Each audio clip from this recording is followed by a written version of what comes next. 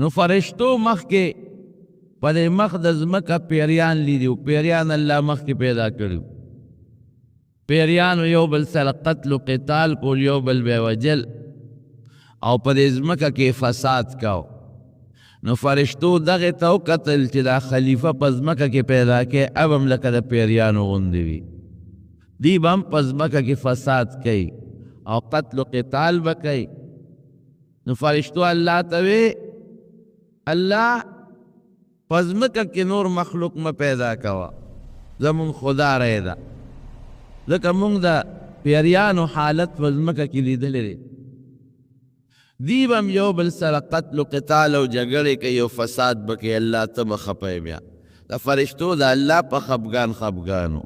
الله بیا به ته خفه او که عبادت له پیدا کې نحن نسبح بکم بحمدک ونقدس لک خدای مونږ ته عبادت کوي کنه بل چاته ساجد الله وی انی اعلم ما لا تعلمون مال چې کومه پوهه شته نو هغه پوهه ستاسو نشته یو خلیفه پیدا کوم شیطان دا خبرې واورېدې هم پې پیش ځکه دې بره په فرشتو کې اوسېده دومره عبادت دی شیطان کړی و چې د هغه خپل عبادت په ذریعه اسمان ته رسېدلی او د فرشتو په ډله کې والته اوسېده رب العالمین د آدم علیه السلام د جوړولو دپاره د ځمکې نه خاوره خټه راغونډه کړه او هغه خوره په جنت کې یو ځای کې د هغې نه د آدم علیه السلام یو تابوت جوړ کړ لاروح یې پکې نو اچولې نو فرشتې به هم پې ګرځېدې چې د نه به خلیفه د الله جوړېږي او شیطان به هم پې ګرځېده چې د نه به خلیفه جوړېږي شیطان چې راغی دې له ټینګړی ورکړه دې خېټې له چې ورې کړه ټنګ ټنګ یې کول یاره وی شی نقصاني دی ښه ځکه کوم شی چې ټنګ ټنګ کوي ډري دا خراب شي وي کومه اونه چې ټنګ ټنګ کوي دننه ډډه یې هغه خرابوي او کوم لرګی چې ټنګ ټنګ نه کوي دننه ډډه نه هغه ډېر قیمتي وي نو چې دا خېټې له یې ټینګړی ورکړه او ډډوالی ته معلوم کړو چې دا خو ټنګ ټنګ کوي دننه ډډ دی ویشي کې نقصانات ډېر دي دا اقتې وخت نه راده پله کې ګورې حسد د حضرت آدم علیه السلام سره پروت عبادت بره زه کوم په اسمانونو کې او خلیفه الله بل جوړی پیریان شته زما بچی او زما اولاد پکار دی چې ما ته حکم وکړي چې دا خلیفهګان شي نو بل به خلیفه پیدا کوي بغض حسد واغشت کله چې حضرت آدم علیه السلام کې الله روح واچو او انسان یې ته جوړ کو نو الله حکم وکړ دې ټولو ته دیم پکې موجود و خو فرشتې زیاتې وې او دې پکې کم و اسجدو لآدم ځکه نه د آدم ته سجده وکړې فسجدو الا ابلیس ټولو فرشتو سجده وکړه سره د دې چې فرشتو دا مشوره ورکړې وه چې مې پیدا کوه هغې شیطان نه مشوره نه وغوښتې شیطان ته نو ویل چې آدم پیدا کوم شیطان دا نو ویل چې مې پیدا کوه او فرشتو دا ویل چې الله مې پیدا کوه نو پکار دی چې بغض کوه حسد کوه چې فرشتو کړی چې الله مونږ خو درته وی مې پیدا کوه نو تا ولې پیدا کړه الله مونږ خو وی چې خلیفه ته ضرورت نشته تا ولې دی جوړ کړه یاره مونږ ورته سجده نه کوو نه فرشتو دا ونه وی بس یو خپله مشوره د خپلې پوهې متعلق الله له ورکړه او بیا د الله د فیصلې مطابق د الله فیصلې ته سر ښکته کړ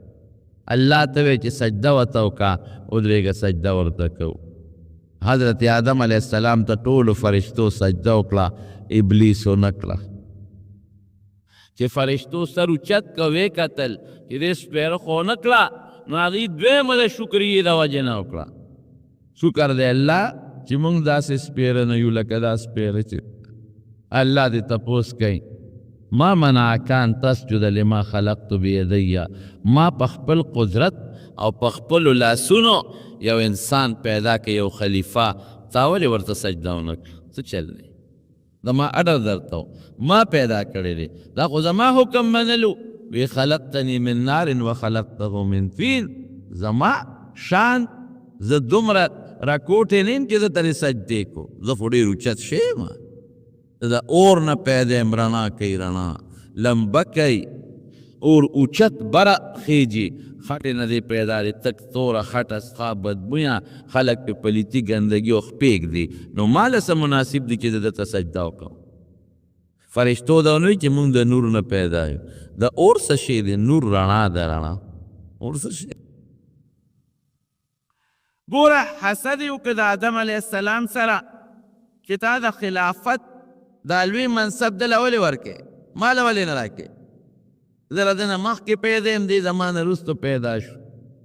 ما عبادت کړی دی دې بلاکۍ زه د اوره پیدا یم دې د خټې نه پیدا او زما بلا بچی دی په مخ د ځمکه نو ما له ولې خلافت نه راکې چې دله ورکې دا حسد د وجې څونه ګناهونه پیدا شو یو یې کبر وکړو حسد سره کبر لازمي دیم د الله سره مقابله وکړه د الله حکم یې ونه منه او دریم الله سره په مقابله کې پرېواز الله ورته وي ښه دی ونه کړ وي ښه مې کړي دي ګورو به ګوره الله ته یې بډې ووالې ګورو به دې به ته خلیفه کې او د بچي به په دنیا کې پیدا کېږي یا هر ځای کې چې پیدا کېږي زه پوه شه او د دې بچو سره پوه شه دله به د هر طرف نه په د حمله کوم د مخې نه به یم پې کوم د شا نه به یم پې کوم د ښي طرف نه د ګس طرف نه د بره طرف نه او چې الله ستا کوم د ده نه امیدونه دي یو به نه پوره کېږي او خدای سره مقابله شه حسد دونه خطرناکه ګناه ده نو په اسمان کې لومبې حسد دا چا وکړه دا شیطان وکړه ابلیس په ځمکه کې بیا لومبې حسد چا وکړه د آدم علیه السلام زوی قابیل دا بقیده وه چې د آدم علیه السلام بیبي و حضرت حوا علیه السلام د هغې نه به دوه بچي برخ پیدا کېدل یو به هلک و یو به جینۍ و یو غلطه خبره مشهوره ده وی سار به هم بچي کېدل او مازدیګر به هم کېدل دا دروغ دی دا غلطه خبره ده لکه سین کې عام د انسان په نهه میاشتې کې یا څه کم زیات اولاد کېږي دقسې بچي به پیدا کېدل خو الله به زر زر لویول نو کم الک سره چې به کومه جینۍ پیدا شوه هغې سره به د هغه نکاح منه وه او بل کال نه چې به کوم الک او جینۍ پیدا شو د هغې به هم یو بل سره نکاح منه وه د یو کال الک له به د بل کال د هغه بل برغونې خور په نکاح کړه او د هغه بل برغونې خور به د دې مخکني برغونې رور سره په نکاح کړه اتفاق دا چې قابیل سره کومه خور پیدا شوه خشته و ښکلې او حابیل سره چې کومه خور پیدا شوه اخشته نه و ښکلې نه و حضرت آدم علیه السلام د الله د فیصلې مطابق او د شریعت د قانون مطابق دواړه زامن کېنول قابیل ته یې وی د حابیل برغونې خور به تا ته په نکاح کم او حابیل ته یې چې د قابیل برغونې خور به تا ته په نکاح کم قابیل د اوچت شوی دا ولې دا چېرته کېږي زما خور ما سره چې پیدا ده ښکلې ده هغه ما له مناسب ده ځکه زما برغونې پیدا ده او حابیل پیش او خپله خور یې پیشه زه خپله خور دله نه ورکوم دې کو ما ولې اوچتی مشر زیم مخکنی قابیل پیدا مشر زیم اور زما ښکلې ده او دا ته دله ورکې دا نه منم ګوره حسد یې وکړه د حابیل سره حسد وکړه چې دې به څنګه زما خور په نکاح اخلي نو څومره ګناهونو کې مبتلا شو یو ګناه پیدا شو چې د آدم علیه السلام پلار یې دی هغه سره یې ډغره وواله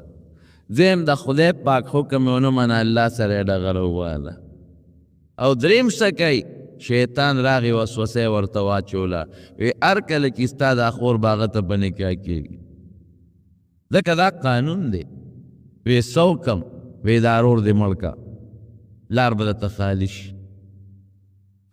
آدم علیه السلام دواړو ته بچې یو چل درته ښیم قرباني وکړې چې د چا قرباني قبوله شو او په حق یې ځکه زما خبره خو منې نه هغه زمانه کې به د خیرات د قبلېدو دا طریقه وه چې د بر نه به اور راکوش و هغه شی به وسوځو نو چې د چا خیرات به قبول و اور به سوځاو او چې د چا اور به خیرات اونسود او دا به د نه قبلېدو نښه وی قربانیو کې نو دې قابل به پرتی کرل زمیدارو او حابیل به ګډان او چیلې ساتلې حابیل نو حابیل لار یو خشته ښکلې ګډې راوست او هغه د الله په نوم ذبح کړ او په یو غر د پاسې هغه غوښه کېښونه او قابل کې هغه فطرت پروتو دشمنی حسد د خپل پلار خبره هم نه منله هغه سسخا غنم منم غله راواغېسته او دا د خدای په نوم خیرات په یو غر یې کېښوده اور راغې د حابیل هغه ګډې وسوځاو او د قابل هغه غله هغه سخا قبوله نه شوه آدم علیه السلام ورته ولیکم وګوره وي د هغه قرباني قبوله شوه ستا قبوله نه شوه په حقه دی او ته په ناجیز نور هم حسد زیات شو چې ښه د هغه قرباني قبلیږي او زما نه قبلیږي نه منم د پلار را فیصله حضرت آدم علیه السلام حج لاله او قابل را لګي شو شیطان ورته وسوسه واچولوي دا ارور د ملکه لار به درته کولوش او که دا ارور د جمدي وي نو ګورې ستا دا خور هغه له خامخا ورکوي بس اوچس شي او کاڼې راواغېسته او دې حابیل ته وایي د دې فیصلې نه صبرېږي او که نه صبرېږي مړ دې کو او دا خو د ما د پلار وینا ده د ما پلار پیغمبر دی او دا د خدای وینا ده وی وجنم دی وی که ته مې وجنې ما انا بباسط یدی الیک لاقتلک انی اخاف الله زه د الله نه یریږم که ته مې وجنې مړ مې که خو زه لاس در باندې نه پورته کړم قابل لګې شو حابل یې مړ کړ حضرت آدم علیه السلام راغلی دی حج له بیت الله له چې واپس ځي علماء لیکلی دي نو بعضې څیزونه بدل بدل دي په بعضې اونو کې میوه نشته په بعضو اونو کې غنې او ازغي پیدا شوي دي بعضې څیزونه ورته بعضو کې میوه شته خو چې راشقي ترخه ده الله داسې شوي دا خو دا ځینې میوه ترخه شوې ده او ځینې میوه خوږه ده بعضې بوټو کې میوه نشته بعضو کې ازغي او غنې پیدا دي حضرت جبرائیل علیه السلام والا راغی وی دا انقلاب په دې مخ د ځمکه ولې راغلی دی وی دا ستا یو زوی قابل لګي شوی دی هغه بل یې وجلی الله پې دومره خفه شوی د زرګونو لکونو کرولونو اربونو بوټو نه میوه ختمه کړه او د ډېرو اونو میوې ترخه کړه او په ډېرو بوټو کې غټ غټ ازغي را پیدا کړه دا د حسد وجه ده حسد د وجې نه بغض پیدا شو او بیا د بغض چې کله پیدا شو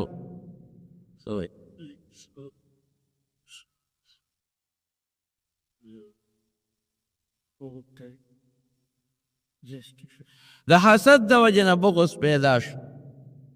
د پلار خبره ونه منله د الله خبره ونه منله او بیا د حسد د وجې نه یې رور مړ کړ او دنیا کې څومره لوی انقلاب راغی رور چې مړ کړ اوس شیطان خو سړي ته د شیطانۍ چل ښي د روغې چل خو ته نه ښي اوس به دې رور سره څه کو په اوږه به یې ګرځو کله به یې یو خوړه او کله به یې بل خوړه دې سره څه وکړم دا لومبې قتل و چې په مخ د ځمکه موجود شو نبی کریم صلی الله علیه وسلم فرمایي چې لومبې د قتل د مسلمان بنیاد قابل کې خود نو تر قیامت پورې چې څومره خلق قتلونه کوي د قاتل چې څومره ګناه کېږي د دې ټولو برابر ګناه به د قابل هم کېږي حسد دونه خطرناک شی بیا یو کارغه راغی بل کارغه یې مړ کړ الله ورته چل ښه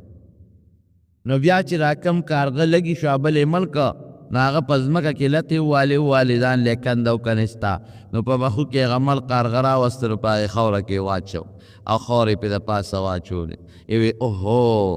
دومره مې چغې والې او دومره مې رور مړ کړ او طاقت مې دومره نشته چې د کارغه نه مې هم عقل کمزورې دی هغې له د خښولو چل ورته و ما له د خښولو چل نه راته نو کنځیو کې کنستل او حابل یې پکې واچي دا د حسد وجه ده نبی کریم صلی الله علیه وسلم سره د کافرو پسې دشمني کول منوره کې غټ کافر و عبدالله ابن ابی هغې دشمن دا حسد د وجنه منافق و منافق په خولې به باقاعده کلمه وي اشهد ان لا اله الا الله واشهد ان محمدا عبده ورسوله بالکل په خولې به کلمه موز به هم کو جمعات کې د نبی علیہ السلام سره او دا هغه په حکم به جهاد ځم ته جهاد څومره ګران کار دی لیکن د حضور پاک سره حسد و حسد دا هغې حسد د وجې منافق یو ځل حضور پاک دی او صحابي تپوس کو په مدینه شریفه کې دا لومبۍ زمانه وه چې په لاره ځي نو ګډ وډ خلک ناست دي پکې مسلمانان هم ناست دي او پکې مشرکان هم ناست دي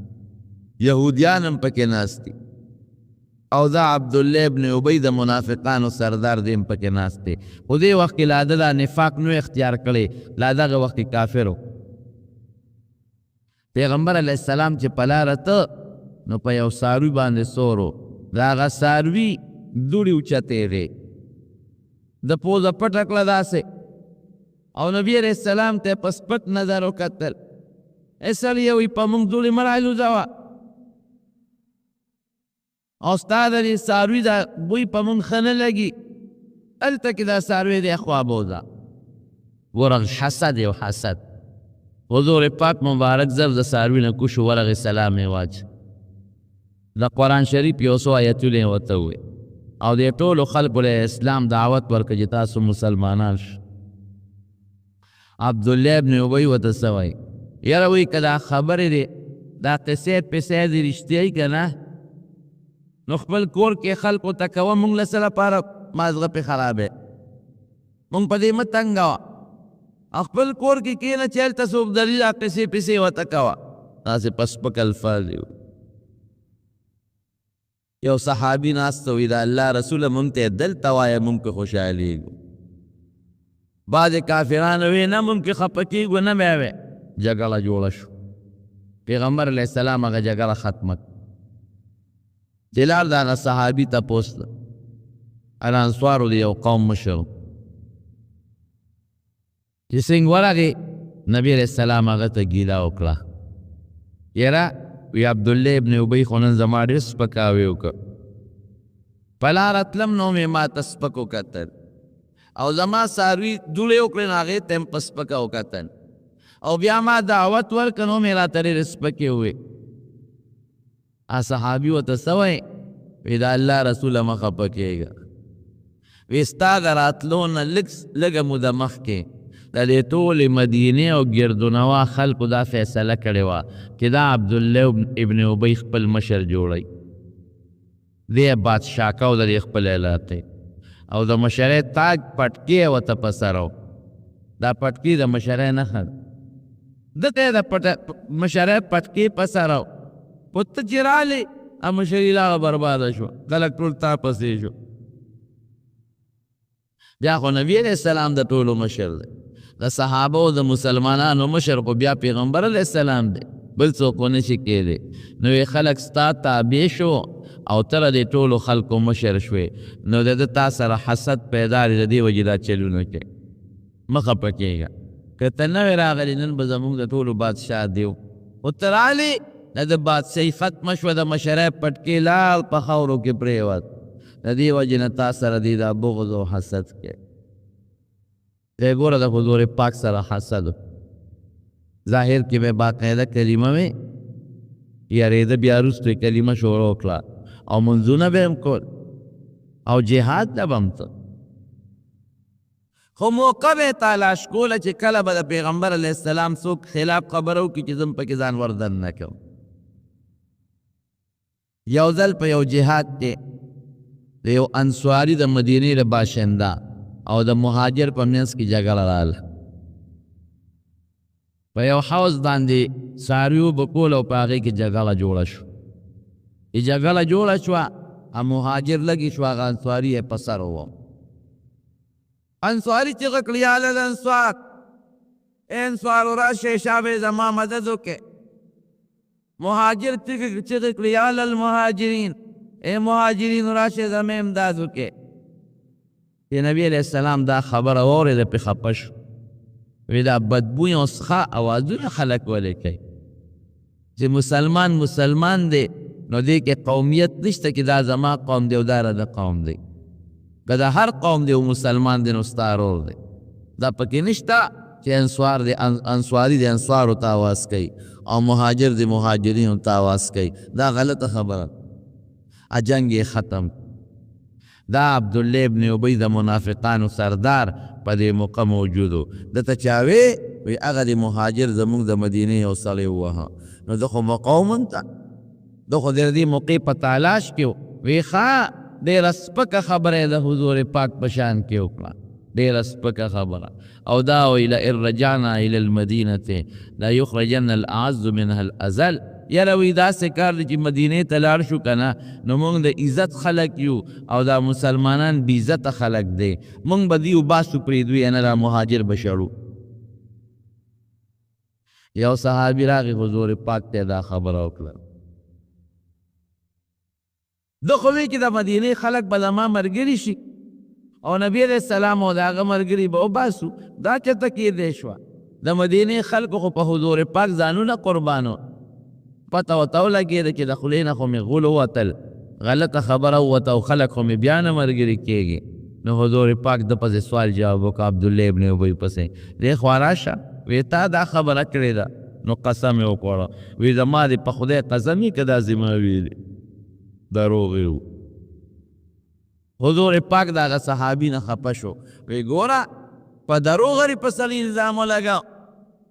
قسمونه خوري چې دا ما نه دي ویلي او تا ویلي دي صحابي غریب خفه شو چې خدای دا خو د پیغمبر علیه السلام ته دروغجن شم خدای پاک په قرآن شریف کې آیت نازل کړ چې دې صحابي درته څه ویلي دي ټکي ویلي دي او دې منافق بدبخته په دروغه قسم وخوړه دا خبرې کړې نبی علیہ السلام چې کله مدینه شریفې ته لاړ د ده زوی سوچه مسلمان و د عبدالله ابن ابی او د زوی نوم یې عبدالله راغی پیغمبر علیہ السلام ته کېناست وی صاحب زما پلار ستا په حق کې سپک لفظ ویلی دی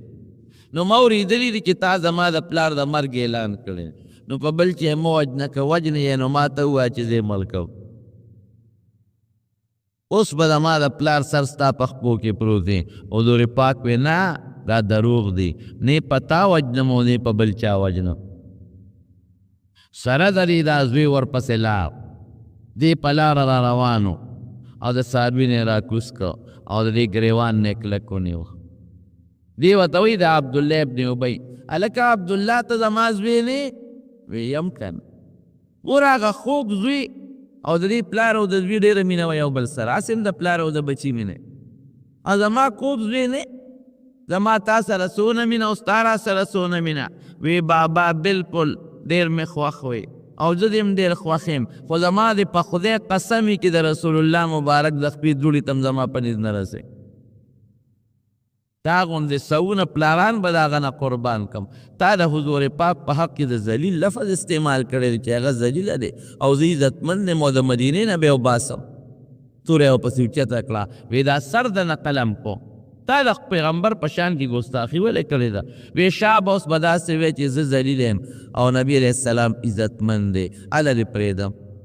وی ښه زه ذلیل یم او حضور پاک عزتمند دی وی بیا ووایه وی زه ذلیل یم او حضور پاک عزتمند دی وی بیا ووایه وی زه ذلیل او حضور پاک عزتمند دی وی زه اوس مې پرېښول حسد د هغه نه نه وته زوی یې څونه سوچه مسلمان لیکن د هغه سپېره نه حسد نوځي کوم وخت چې مري نو بیا هم سوچه مسلماني نه قبلوي او یقین یې څونه دی زوی ته وایي وی چې زه کله مړ شم نو پیغمبر علیه السلام به راولي چې جنازه په ما وکړي ورته پته وه چې دی خو په ما جنازه نه کوي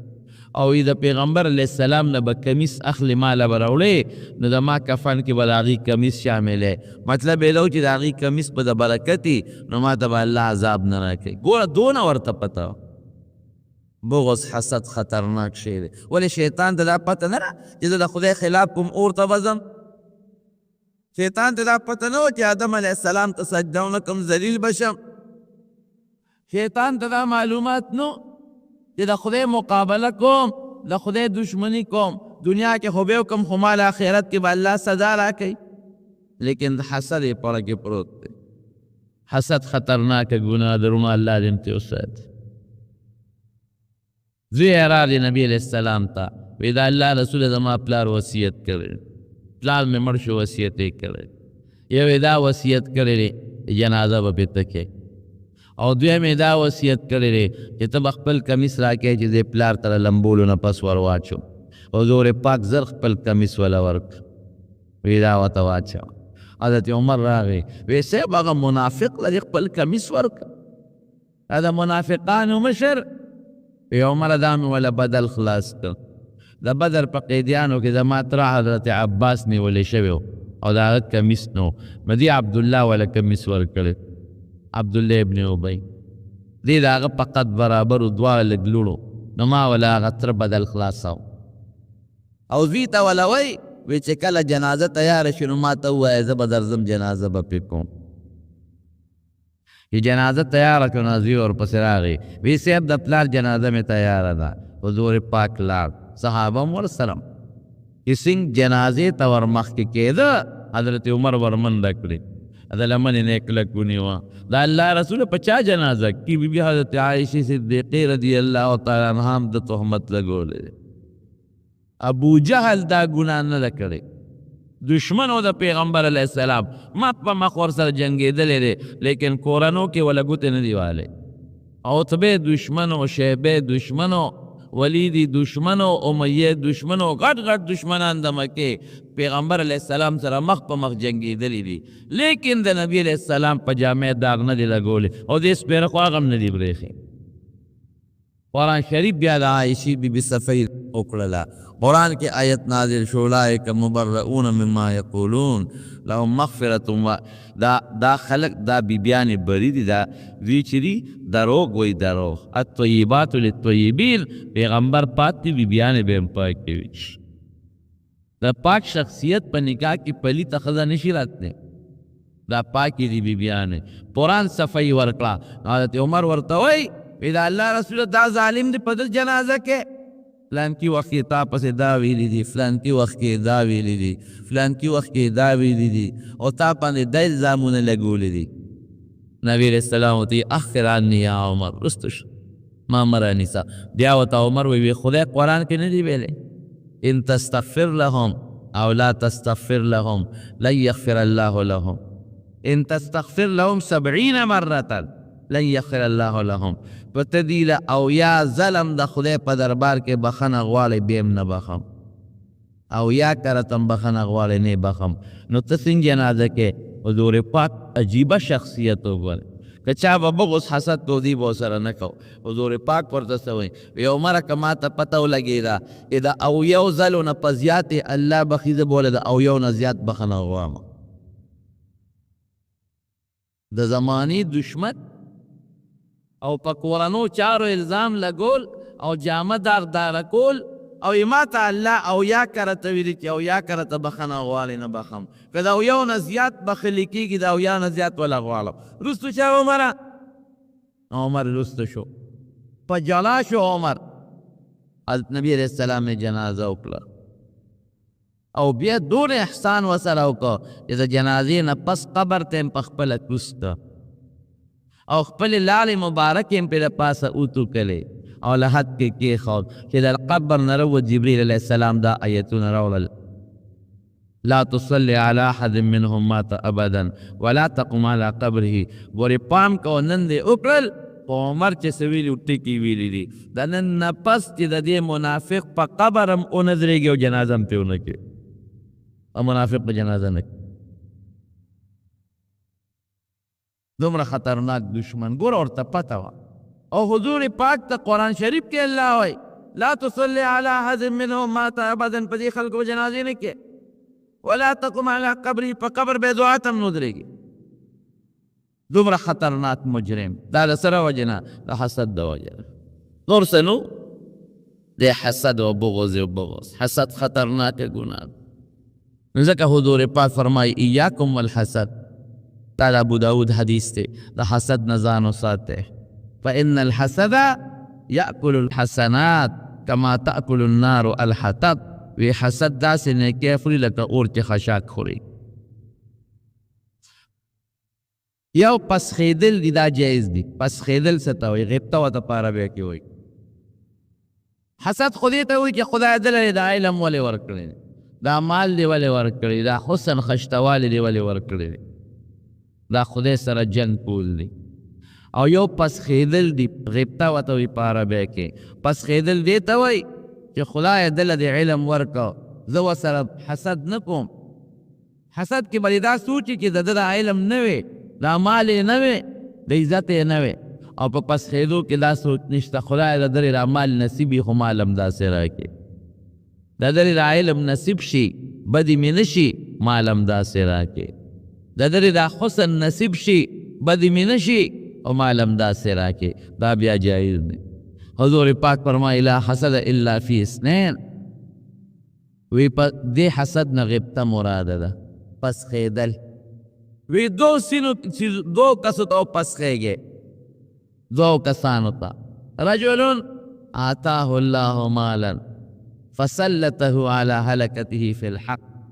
یو هغه انسان چې الله ولا مال او دولت ورکړ او بیا الله ولا دل کې دا واچول چې شاب پنې کلاره کې دا مال دولت لگاوا د تو پس دیږي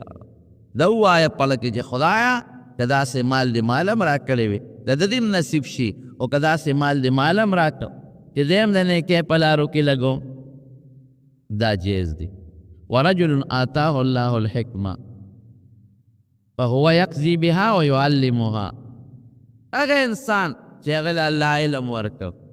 دا به نه وي چې خدای د علم دی ولې ورکړ دا به وي چې الله ګوره دله د علم ورکړ دی دا د علم په برکت د خلکو فیصلې کوي او خلکو ته ښیي خدای که داسې علم د مال راکړه د دریم نصیب شي او که مال دې راکړو نو زه هم د خلکو منځ کې په د علم فیصلې کوم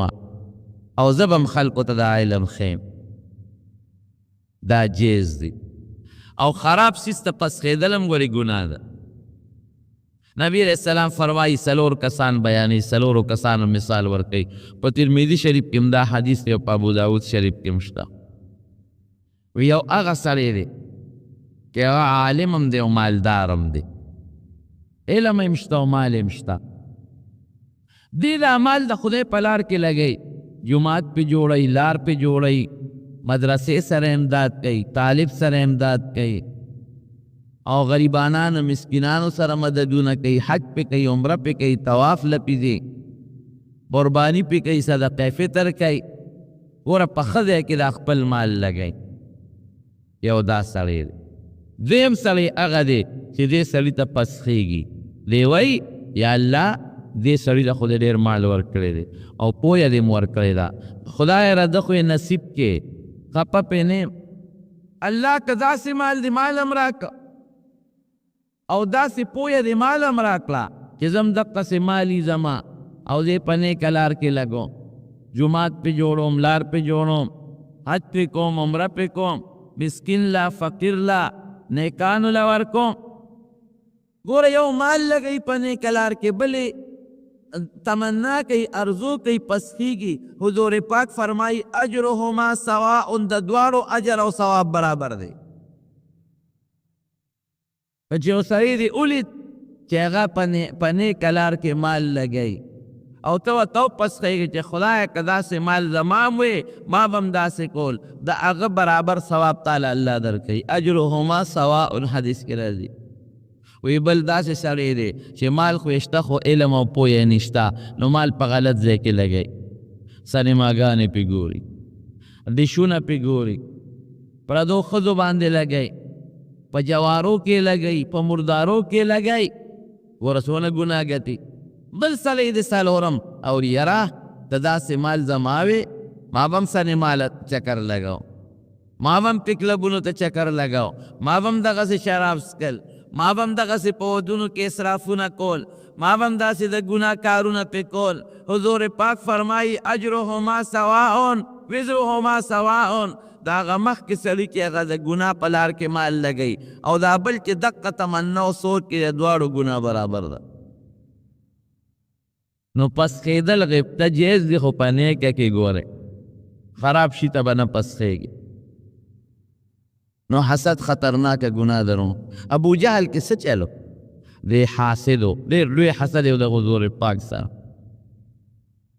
نبی علیہ السلام مبارک به د شپې د قرآن شریف تلاوت کو د کورونو دیوالونه خو به داسې نو لکه زمونږ په شان غټ غټ او نه د پردې دا رواج و هغه زمانه کې د پردې د احکامات هم نو نازل نو چې حضور پاک په تلاوت کو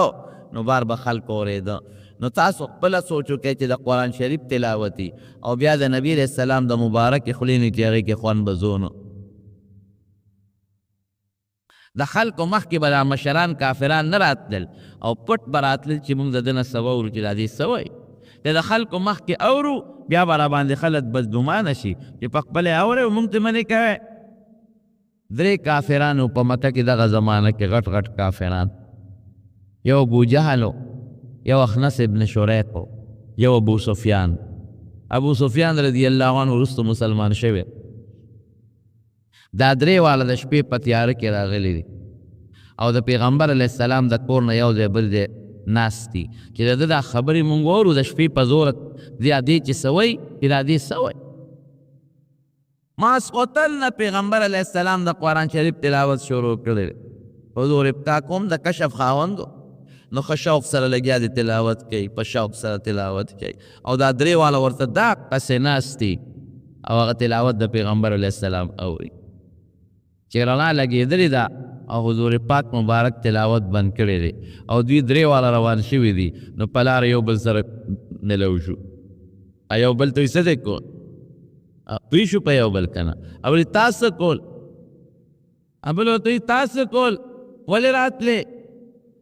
دا اخنس ابن شریق کې سپین ګیری و دی وی هلکه داسې کار دی چې بس په یو بل ښه پیږو موږ ته پته ده چې څه له راغلي یو د دې هلک دې خبرو اورېدو له راغلي یو خو داسې به کوو چې بیا به نه راځو که دا مکې دې خلکو مونږ ولیدو چې دوی خو مونږ منې کوي او په خپله ټوله شپه راځي او د قرآن اوري دا ټول به ګوري مسلمانان شي نن به زمونږ دا فیصله یو بل سره کلکه خبره وي چې بیا به دله نه راځو پرېښه چې ماسخوتن شو د هر یو پله کې دا سوچ دی چې نورو دوغو قسم کړی نه راځي راشه زه به لاړ شم بل هم وایي بل هم وایي ځکه پله کې هغه خارخ لګېدلی دی د حضور پاک د مبارک خولې د قرآن شریف د لوستلو د خارخ یې پله کې پروت بیا هر یو راغلی دی ځایونه یې بدل کړي دي یو ګوټ کې ولاړ دی بل ګوټ کې بل ګوټ کې نبي علیه السلام مبارک بیا د شپې د قرآن شریف تلاوت کو دوی ورته غوږ ایښودی دی چې سار پې روان شوي دي بیا یو بل سره ملو شو یاره که تاسو چې قسم کړو چې نه به راځو وی تا چې کړو چې نه به راځو بل ته وی تا چې قسم کړو یاره بس غلطي مو کړه خو بیا به نه راځو ته د مکې دا خلک مو نه خبر شو چې مونږ ته منې کوي او په خپله ټوله شپه ورته ولاړې ور دا ټول مسلمانان شي یقین وساتئ په 3 شپه بیا را روان شو او هر یو لکه وي چې دا نور دوه نه راځي قسم یې کړی راشي زه به لاړ شم نور خو څوک نه راځي خو دا خارخ لکې لګېدلې دا څونه خشته اواز دی دا څومره خوږې او ښکلې خبرې دي یې لږ یې واورو بیا شپه ورته تېره کړې سهار بیا یو بل سره ملو شوي بیا یو بل سره قسمونه کړي چې نن نه پس به نه راځو چې سهار وختي شو که نه اخنس ابن شریق پکې سپین ګیرو کوټی راواغشت لاړ د ټولو نه مخکې ابو جهل ور یې ورته ووه د ده نوم عمرو ابن هشام ابن هشام 3 ورځې تاره دی هلک دا خبرې واورېدې رښتیا وایه ستا دې په خپلو خدایانو قسمې دا هلک څنګه دی او دا خبرې څنګه دی وی اخنسه چې قسم دی راکه که نه دا رښتونی پیغمبر او چې دا څه وایي دا رده خبرې نه دي دا د بل چا خبرې نه دا رده کېدی نه شي وی ملګري کېږو نه ایمان پې نه راوړو وی چپ مشر زیم او پیغمبري ده ته ملاویږي د عربو مشر زیم پتکې د مشرۍ زما په سر جرګې زه کوم فیصلې زه کوم عمر زما زیات او پیغمبري ته ملاویږي ولې دې پیغمبر شي ګوره حسد یې لکې راغی ابو سفیان له ورغې ورې ورته ووخ چې بار راووت ابو سفیان تا 3 ورځې له دې هلک دا خبرې واورېدې رښتیا وایه وایي چې رښتیا را باندې وایي دا هلک دروغجن نه دی او چې دا کومې خبرې ده زمونږ واورېدې زمونږ په لکې لارې جوړې کړې دا راده خبرې نه دي دا د بل چا خبرې دي دی رښتونی پیغمبر نو ابو سفیان ملګری کېږي نه وی ښه یو یتیم به راځي زمونږ به مشر کېږي د قریشو سردار خو زیمه لوی قوم ما پسې ولاړ دی ګوره د دواړو پړه کې هغه حسد و ابو سفیان نه خدای رستو حسد ویت الله مسلمان کو او ابو جهل په هغه حسد کې پاتې شو نورسم نو صرف دا حسد چې دا هلک دی کشر دی دی ولې مشر شو دی یتیم دی دله خدای ولې پیغمبري ورکړه د خو مور هم په ماشوموالي کې مړه ده مال دولت هم نشته دی به څنګه زموږ مشر او پیغمبر به یو زموږ بادشاه وی دقه حسد کوم دی ته ابو جهل رسو عبدالرحمن ابن عوف رضی اللہ عنہ فرمائی وی د بدر په جنگ کې زمانه یو طرف ته او بل طرف ته دوه لکان ولاړو د یو نوم معاذ دی بل معاوض وی د یو را باندې سکونډا راولګول چې ما ورته وکتل وی داسې کړې ما وخت کته که ما چې بچې ولې وی ابو جهل پیژنې ما چې وی ما ته کیسه کې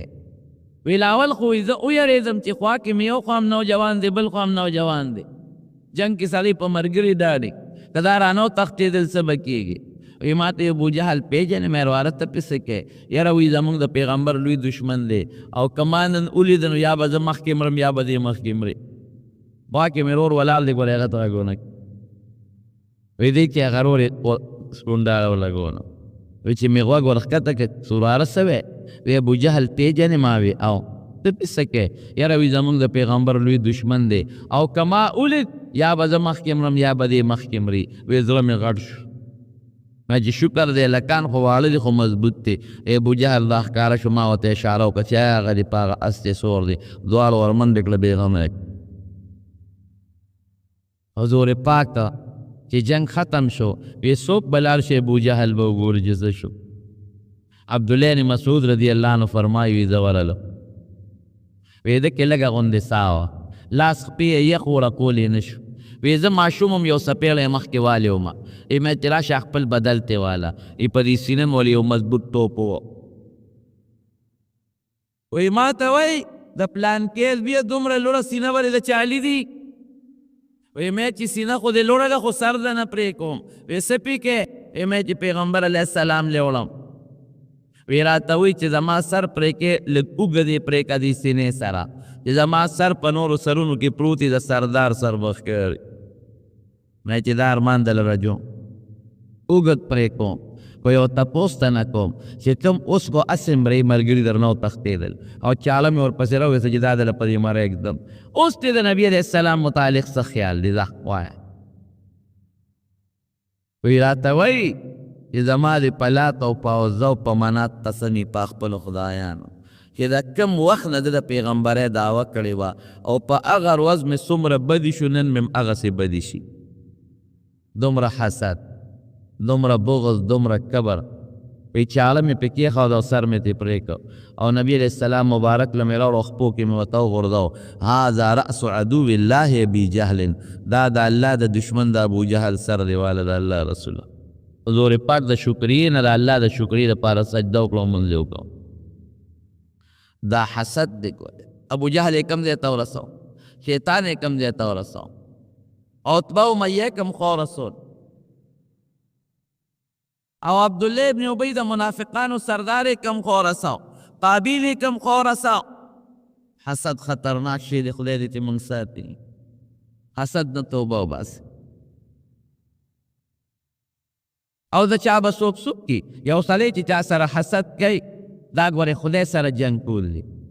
ځکه دا نعمت چې ته ویدلی دی دا نعمت ولې ورکړی دی دا خو الله ورکړی دی نو ته په خدای اعتراض کې دا مال د ده ولې دی هلکه الله ورکړ خدای نه پوهېږي څه تا خو په خدای نه ناپوهه ګمان وکړه چې خدای جوړ نه پوهېږي زه پوهېږم دا حسن دی ولې ورکړ او دا علم دی ولې ورکړ او د عزت دی ولې ورکړ دا هر څه الله ورکړي دي نو دا دا خیال چې دا الله غلط کار کړی دی او یا دا خیال چې الله نه پوهېږي نو دا خو ته په خدای سره دشمني کې خدای سره دغه دی ظالمه او یاد وساتئ وبکې د چا څه چې څوک چا سره حسد کوي نو لږ ورې خپل خوري زه اکثر طالبانو ته دا ویم د حسدي سړي دپاره دا سزا ډېره ده چې هغه خپل خوري بل چا ته ضرر نشي رسول ځان له دېړو خوړه نیکبخته دې په ځای تلاوت وکړه ذکر وکړه داسې کې چې د حسدي غیبت به یې کېدار یوه ګناه وګټله چې د حسدي ورسره دروغ به پې وی دا د دویمه ګناه وګټله، چې د حسدي بغض به ورسره کوې دا د درېیمه ګناه وګټله، چې د حسدي ډز به پې کوې دا د څلورمه ګناه وګټله، چې د حسدي روانه به ورسره کوې دا د بله ګناه وګټله. څومره ګناهونه شو چې چا کې حسدي کبرجنې کبر به کوې دا د بله ګناه، او دا ټولې ګناه کبیرې د غټې غټ ګناهونه دي. قارون د موسی علیه السلام د تره زوی و، د تره تکه د تره زوی، هغه هم حسد و موسی علیه السلام سره. دا موسی دی ګوره د فرعون په کور کې لوی شوی دی، د فرعون غلام دی او د هغه کور کې لوی شوی دی، او بیا باری ټول وخت تیر کا او هغه ته پیغمبري میلاو شوه